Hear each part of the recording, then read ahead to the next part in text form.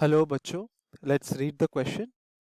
The question says, red color of light of wavelength lambda is passed from two narrow slits which are at a distance small d apart, and the interference pattern is observed on the screen capital D apart from the plane of two slits. Then find the answer to following parts, assuming that slit widths are equal to produce intensity I naught from each slit. If the phase difference between the two waves reaching two slits from the source slit is 5 pi, then what will be the color of central fringe?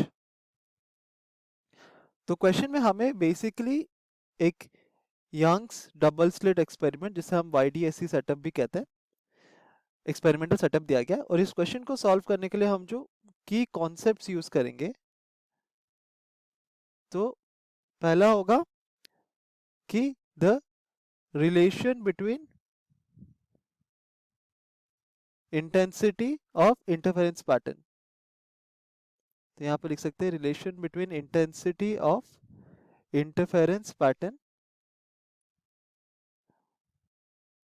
और जो second concept हम use करेंगे वो होगा concept of phase difference. की phase difference जब हम कहते हैं कि दो वेव्स के बीच में फेज डिफरेंस एग्जिस्ट करता है, इसका मतलब क्या होता है, हमें वो डिस्कस करना है.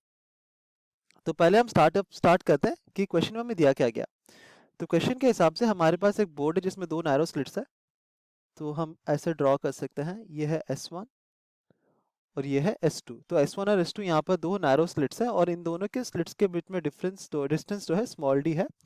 और इस स्लिट फ्रेम से at a distance capital D, तो ये डिस्टेंस जो हमारा मिल गया हमको, ये है कैपिटल D डिस्टेंस पे हमारा स्क्रीन है. तो ये हमारा स्क्रीन है जहां पर हमारा इंटरफेरेंस पैटर्न प्रोड्यूस होगा.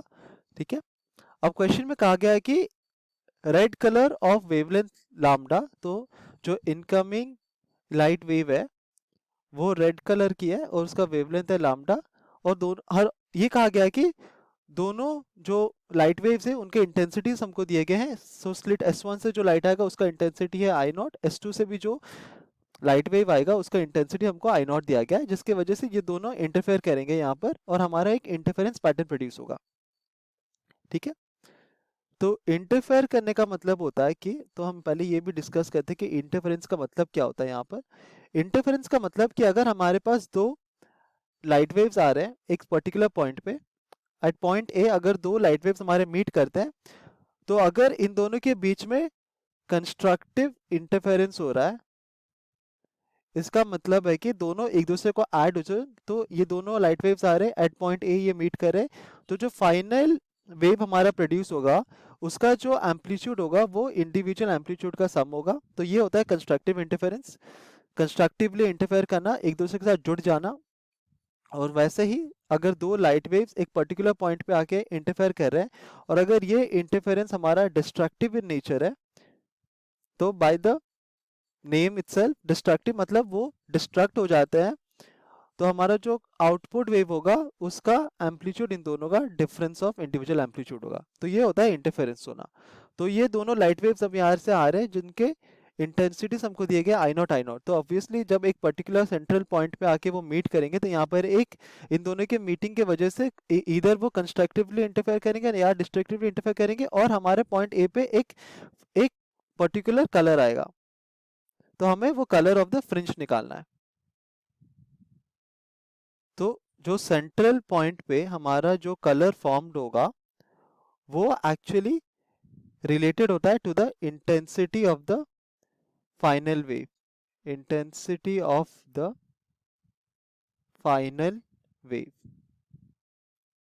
तो अगर दो इनकमिंग लाइट वेव्स है जिनके intensities I naught and I naught है, और अगर वो पॉइंट ए पे मीट करेंगे, तो इन दोनों वेव्स की वजह से जो फाइनल वेव प्रोड्यूस होगा उसका इंटेंसिटी जो होगा I, that is simply equal to I naught multiplied by 4 cos square phi by 2.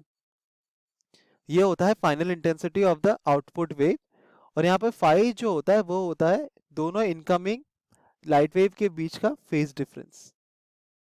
तो हम लिख सकते हैं यहाँ पर ये होता है उनका फेज डिफरेंस.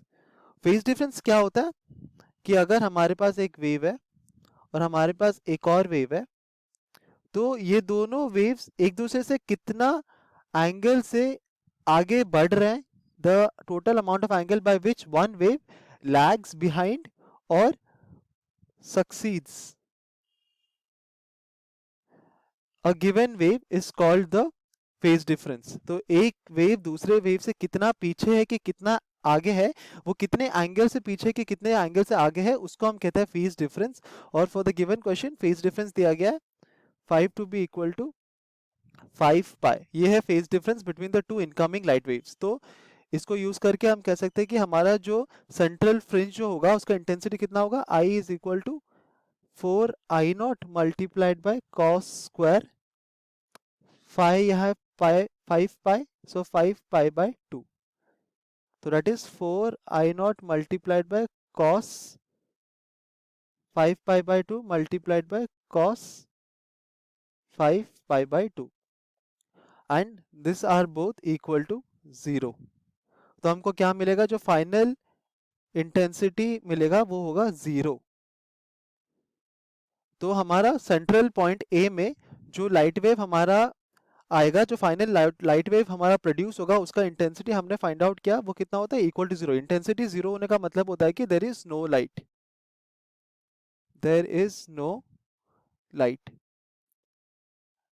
क्योंकि इंटेंसिटी 0 है, इसका मतलब वहां पर वो जो कोई लाइट प्रोड्यूस, वहां पर कोई लाइट है ही नहीं. इसका मतलब क्या होता है कि उस पॉइंट पे हमारा एक डार्क फ्रिंज प्रोड्यूस होगा. The color of the central fringe will be dark. So this is the final answer, that a dark fringe will be produced at the center. Hope you understood it well. Best of luck.